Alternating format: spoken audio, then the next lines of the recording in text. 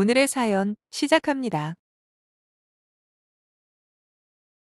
저는 현재 직장 다니며 아이 둘 키우고 있는 40대 여성입니다. 재작년에 이혼하고 현재는 친정 부모님 근처에 집어넣어서 살고 있어요. 총 10년 동안의 결혼 생활을 돌이켜보면 한마디로 다사다난이라는 말로 정리할 수 있을 만큼 우여곡절이 많았던 것 같습니다. 남들이 제 이야기를 듣게 된다면 스스로 알아서 호구짓 해놓고 뭘 잘했다고 이런데 사연을 올리나 욕하실까봐 그동안 여러 번 펜을 들었다가 포기했었어요.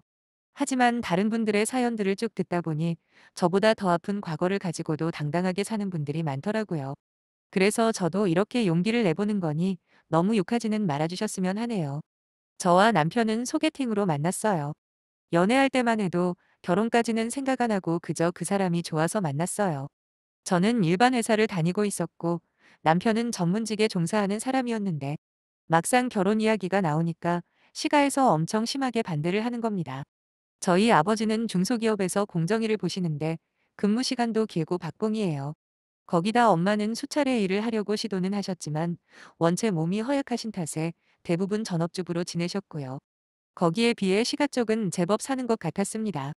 양가 집안이 너무 차이가 나면 결혼하는 게 아니라는 캐캐묵은 이유로 결혼을 반대하시는 시부모님께 남편과 제가 여러 번 찾아가 저희 둘이서 반드시 잘 사는 모습을 보여드리겠다. 열심히 설득도 해봤지만 그분들 고집을 꺾을 수가 없었네요. 결국 시부모님은 결혼을 할 거면 나의 인연을 끊자고 강수를 두셨는데 남편은 부모님이 아닌 저를 택했습니다. 당연히 시가 쪽에서 금전적인 도움은 하나도 못 받았죠. 그래도 남편이 모아놓은 돈이 제법 있었더라고요. 저희 친정에서는 없는 형편에서도 2천만 원 지원해 주셔서 총 7천만 원 들고 결혼했습니다. 비록 좋은 집은 아니었지만 남편과 저는 행복했어요. 우리 둘 다 일을 하고 있으니 열심히 모으다 보면 금방 돈 모아 집도 사고 아이도 낳으며 잘 살 거라는 기대로 하루하루 살았는데 어느 날 남편이 잘 다니던 직장을 그만두고 사업을 시작하는 겁니다. 나름 최선을 다해 말려봤지만 시부모님을 닮아 한 고집하는 남편은 기어이 일을 저질렀더라고요. 남편이 사업을 시작한 이유는 아주 간단했습니다. 지금처럼 벌어서 어느 세월에 형편이 나아지겠냐는 거였죠. 사실 그때 제가 하필 임신을 했던 시기였거든요. 마음이 급해진 남편은 평범한 직장 생활로는 제대로 아이 키우는 건 불가능하다 말하며 사업을 시작했는데 엎친 데 덮친 격으로 사업은 시작부터 휘청이더니 월 400만 원 이상 벌던 사람이 100만 원도 겨우 가져다 주는 실정에 이르렀네요. 정말 그때는 무슨 힘으로 버텨냈는지 모르겠습니다. 배가 불러 무거운 몸을 이끌고 저도 출근을 했습니다. 남편의 벌이가 시원찮으니 저라도 계속 벌어야 한다는 중압감이 엄청났던 것 같아요. 첫째를 낳고도 육아휴직 딱 석 달 쓰고 복직을 해야 했고요. 다행히 친정엄마가 오전에 저희 집 오셔서 애 봐주시고 저녁에 제가 퇴근하면 쉴 틈도 없이 육아와 집안일에 또 매진해야 했죠. 남편에게 도움을 요청하고 싶었지만 그 당시 남편은 하루에 3시간도 못 자고 일만 했어요. 자신만만하게 시작한 사업이 잘 안 되니까 탈모까지 올 정도로 힘들어하는 남편에게 차마 부담을 주기 싫더라고요. 그래서 저 혼자 이악 물고 일하며 애 키우고 집안일까지 다 했습니다. 그런데 하필 연년생으로 둘째가 들어선 겁니다. 그래도 둘째가 복을 가지고 와서 그런지 아니면 밤잠 줄여가며 이악 물고 열심히 매달렸던 남편의 노력 때문인지 그때부터 남편 사업이 조금씩 풀리더라고요. 1년 만에 자리를 잡은 남편은 처음 가져다 주던 돈의 몇십 배를 제게 가져다 주었고 전 난생 처음 보는 많은 돈을 보며 그동안 버텨왔던 저와 남편의 고생이 헛된 게 아니구나 하며 기쁨의 눈물까지 흘렸네요. 그 후로는 탄탄대로였죠. 평균 1천만 원 후반에서 많게는 3천만 원까지 가져다 주는 남편은 여전히 열심히 일을 했고 제 나름대로 과소비 안 하고 제가 버는 돈 남편이 버는 돈 착실하게 모아 몇 년 후 38평 아파트도 샀습니다. 아이들이 조금 크자 저와 애들 타고 다니라며 국산 SUV 차량을 뽑아주더라고요. 남편은 돈을 많이 번다고 허세를 부리거나 허튼데 돈을 쓰는 타입은 아니었어요. 오히려 그 반대였죠. 버는 돈을 고려하면 외제차를 타고 싶을 만도 한데 남편은 중고로 구입한 자동차를 여전히 몰고 다셨고 직원 한 명이라도 줄이기 위해 웬만한 일은 자기가 다 할 정도였으니까요.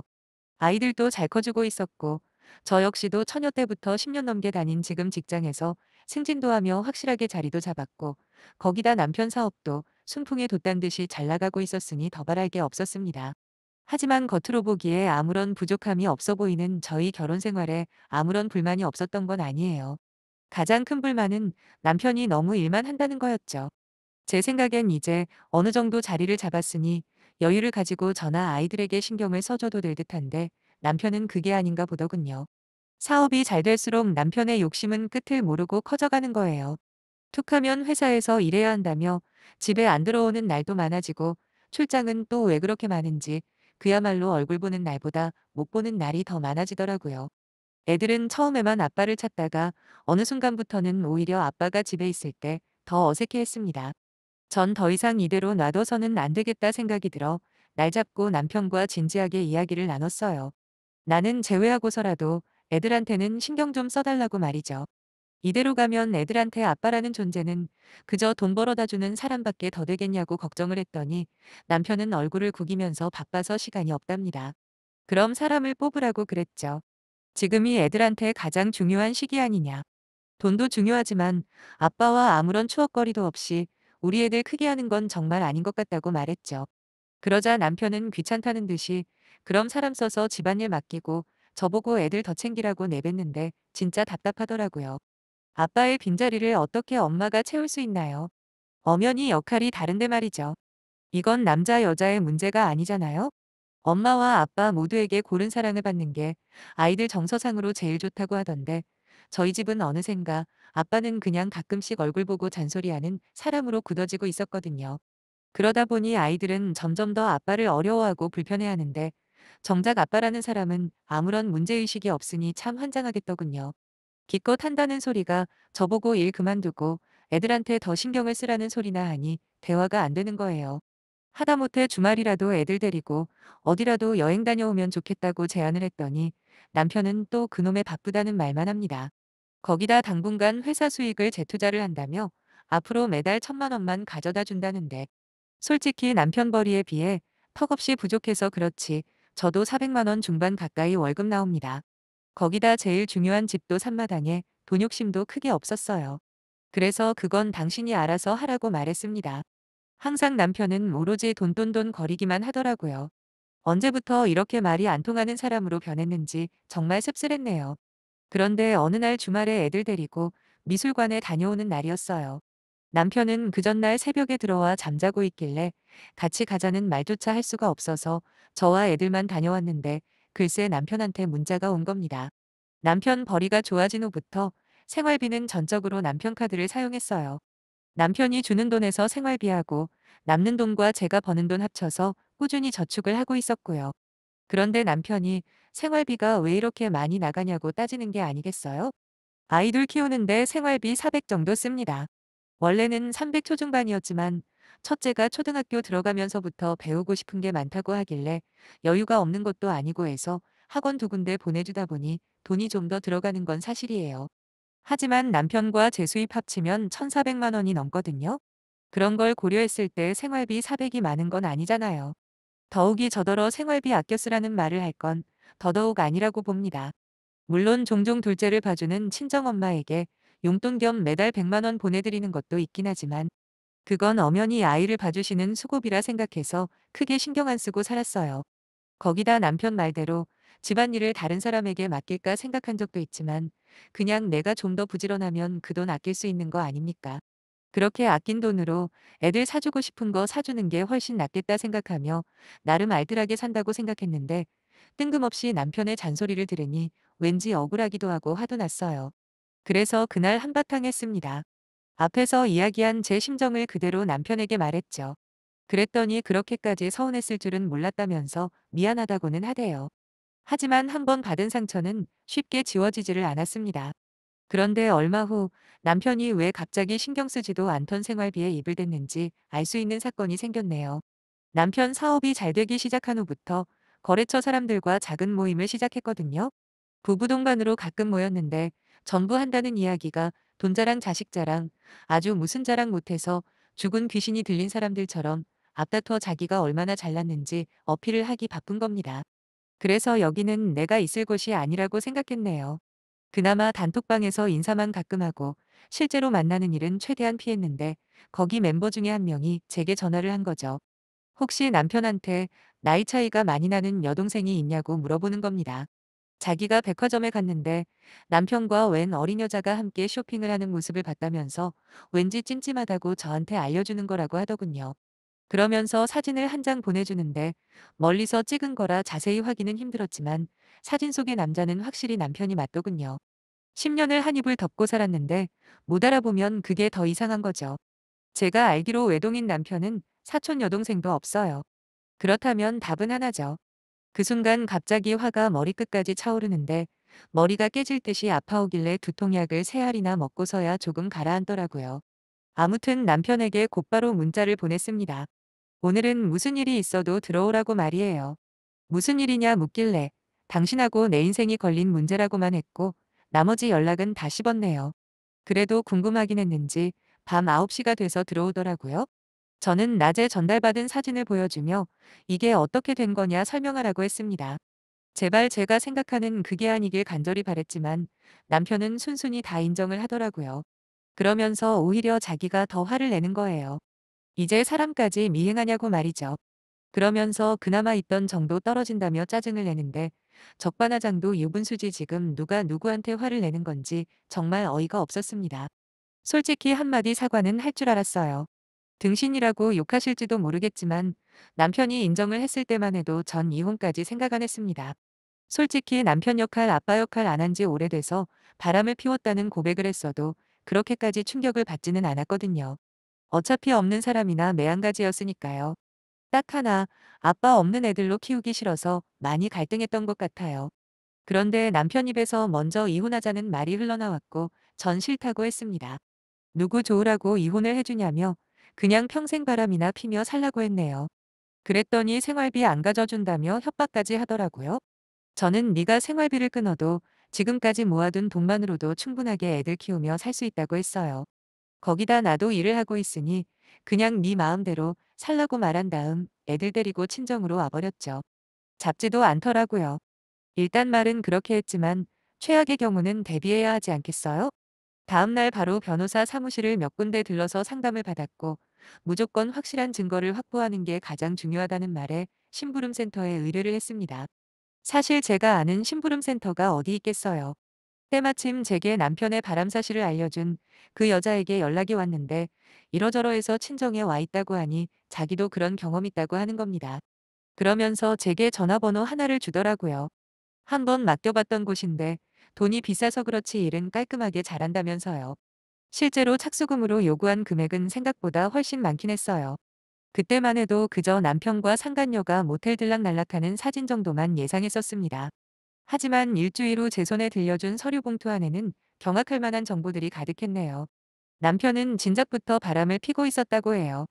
거기다 제가 아는 것보다 돈을 훨씬 많이 벌고 있었더라고요. 집에 그렇게 많은 돈을 가져다 주고도 상간녀와 함께 지낼 오피스텔도 얻어놨었고 거기다 비싼 차는 생각 없다고 했던 말도 거짓말이었습니다. 남편 회사 법인 명의로 외제차가 2대나 있었대요. 그것도 모자라 상간녀한테 수시로 명품 선물을 갖다 바쳤다고 하는데 지난 10년 동안 제가 알았던 남편은 완전히 거짓말로 둘러싸인 허상 그 자체더군요. 사람이 너무 황당한 일을 당하면 아무 생각도 안 난다는 걸 그때 알았네요. 받아든 사진들과 서류들을 움켜쥐고 그저 가만히 있을 수밖에 없었는데 곧 정신이 돌아오자마자 전 하염없이 눈물만 흘릴 수밖에 없었습니다. 확실한 증거들이 차고 넘치는 것만으로도 감사하라는 심부름센터 사장님의 말을 듣자마자 지금 내가 겪고 있는 현실이 무섭도록 와닿더군요. 저는 바로 법률사무소에 가서 이혼소송 준비를 했고 동시에 상간녀 소송까지 함께 진행했습니다. 하지만 곧 그럴 필요가 없어졌어요. 왜 그런지 아세요? 남편이 저희 변호사 쪽에서 요구한 조건들 전부 받아들이고 거기에 애들 양육권에 양육비까지 전부 주겠다며 번거롭게 소송 같은 걸로 시간 낭비하지 말자고 했거든요. 위자료로 당시 살고 있던 아파트 그냥 준답니다. 남편은 이미 마음이 그 여자한테 가 있는 것 같았어요. 거기다 상간 여소송 역시 어차피 자기 주머니에서 돈 나갈 텐데 괜히 상황 복잡하게 만들지 말자고 그것도 원하는 금액 그대로 주겠다고 했고요. 어느새 정신을 차려보니 저와 아이들 그리고 살고 있는 집은 그대로인데 남편만 사라졌더라고요. 비록 금전적으로는 넘치게 받고 이혼을 했지만 한동안 전 우울증과 불안 증세로 병원에서 약까지 복용하며 정신적인 충격을 극복해야 했어요. 그리고 남편과 함께 살던 아파트는 팔았습니다. 그리고 친정부모님이 사시는 동네에 아이들과 함께 살 1층짜리 주택을 구입하고 새 출발을 했네요. 힘들지 않았다는 건 거짓말이겠지만 그래도 매일 퇴근하고 친정부모님과 함께 시간을 보내다 보니 생각보다 빠른 속도로 괜찮아지더군요. 10년 동안 단 한 번도 마음 편하게 쉬어본 적 없었던 제 자신을 위해 회사에도 연월차 다물어서 보름 휴가를 받았죠. 그리고 애들은 친정부모님한테 맡기고 한 일주일 혼자 훌쩍 여행도 다녀왔습니다. 비로소 생각이 정리가 되더라고요.